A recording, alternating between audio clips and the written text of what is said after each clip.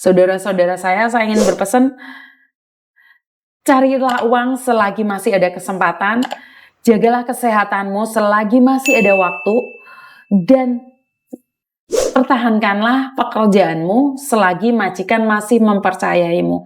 Karena menyesal itu pasti ada di belakang. Saya tidak ingin kalian pulang dengan tangan kosong atau dengan kegagalan. Jadi saya mengharapkan kalian semuanya sukses.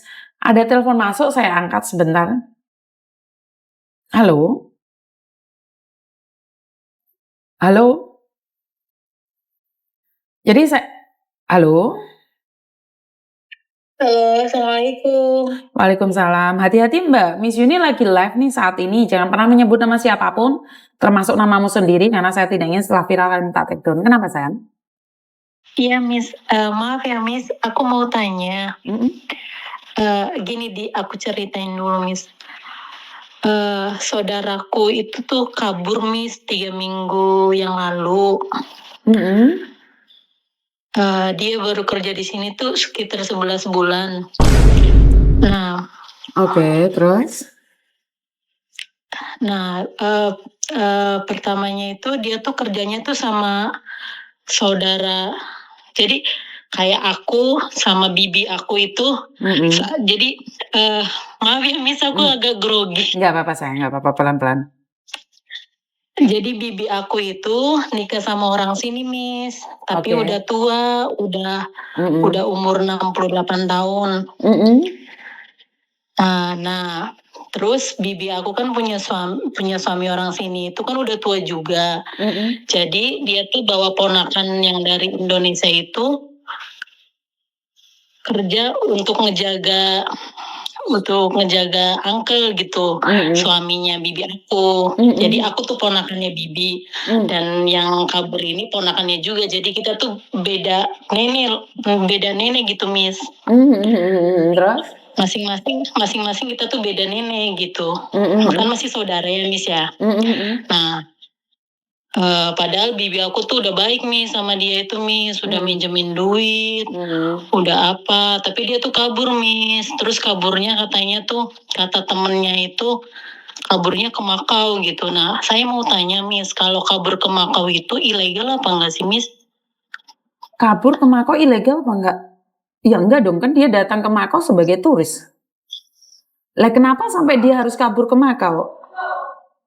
Nggak tahu Mi, jadi dia tuh dulunya itu dia tuh pernah ngobrol sama aku tuh, dia tuh ngajakin aku Miss, ayo katanya katanya kerja ke Makau aja, gajiannya tuh lebih gede, katanya bilang kayak gitu kan. Terus dulu aku tuh nolak, maaf yuk, aku tuh nggak mau kerja di sana, soalnya majikan aku itu baik. Terus bulan depan aku mau renew kontrak, aku bilang kayak gitu Miss. Jadi dia tuh terlilit utang Miss di kampungnya itu. Nah, terus habis kayak gitu, setelah dia 3 minggu kabur itu, surat dari 3 bank itu datang Miss. Waduh. Terus? Dengan bank yang berbeda-beda Miss. Aduh, terus? Terus bibi aku nangis Miss, terus ngadu-ngadu ke aku, gimana ini Indo katanya. Terus aku bilang, ya udah Bi, nggak usah dibayarin, biarin aja orang yang utang aja dia, aku bilang kayak gitu.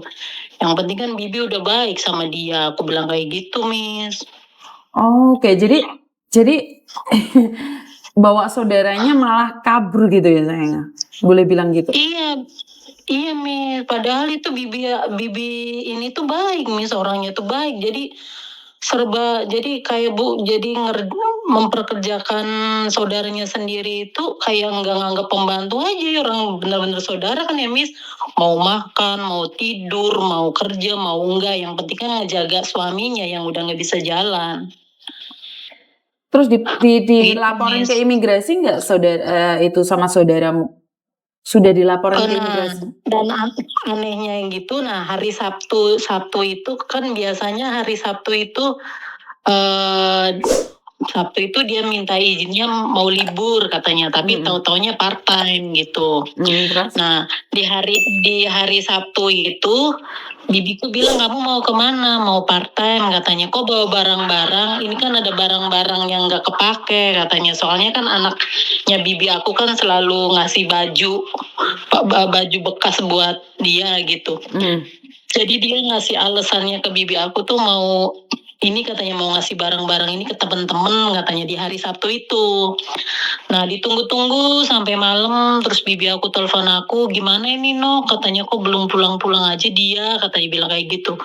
"Ya udah tunggu aja Bi, jam 10 atau jam berapa gitu." Nah sampai pagi hari itu nggak datang-datang, nggak pulang-pulang itu Miss.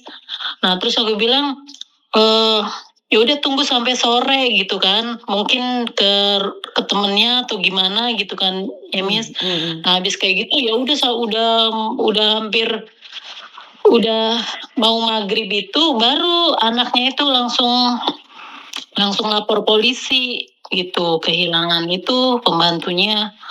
Nah udah terus katanya udah lapor polisi Miss, terus lapor ke agen juga katanya gitu.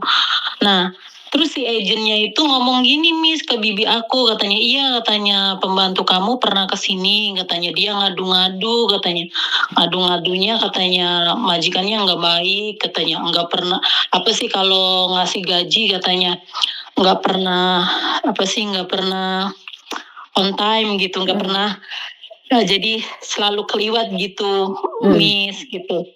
Terus kalau ngasih makan katanya nggak bener katanya, terus, suka marah-marah katanya, suka ngebentak-bentak, pokoknya suka gini gitu. Padahal enggak loh Miss, bibi aku nggak kayak gitu.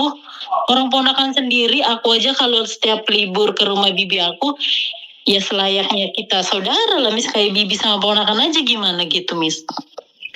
Jadi malah Nah ngambil terus saudara sendiri malah kabur ke Makau, bener nggak? iya gitu Miss. Nah sebelum kabur ke Makau itu katanya kan pertamanya itu kan dia punya kelilit hutang di rumah 36 juta dipinjemin sama bibi aku tuh Miss. Heeh, terus? Nah udah dipinjemin.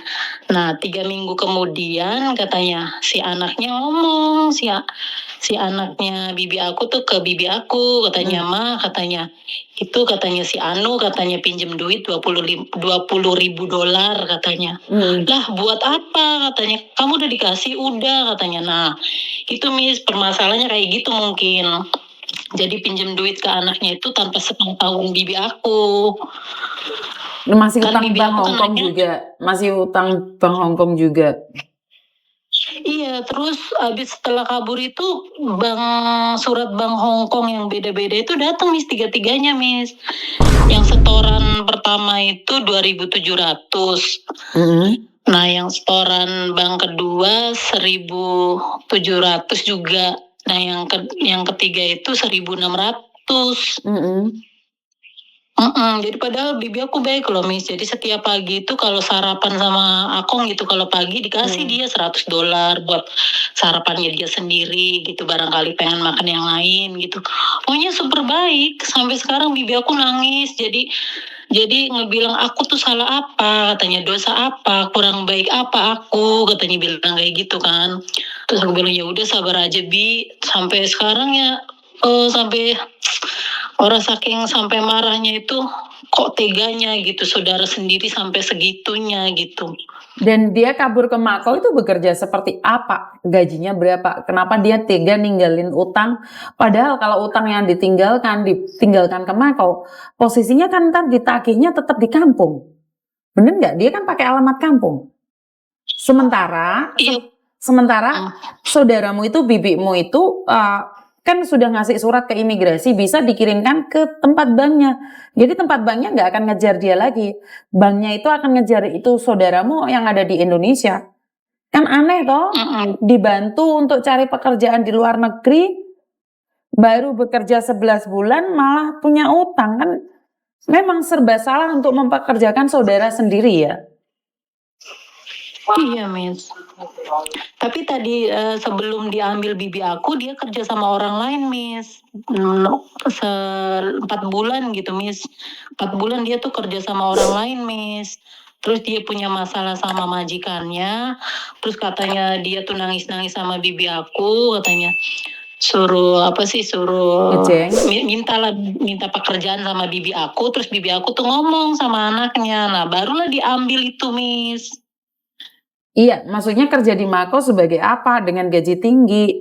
Kalau sama-sama pekerja migran, nggak sebesar apa. Kalaupun kerja di restoran kan harus ngeluarin biaya yang sangat besar. Setahu saya kalau kerja di restoran tuh harus bayarnya 10.000 sampai 15.000 atau sampai 20.000.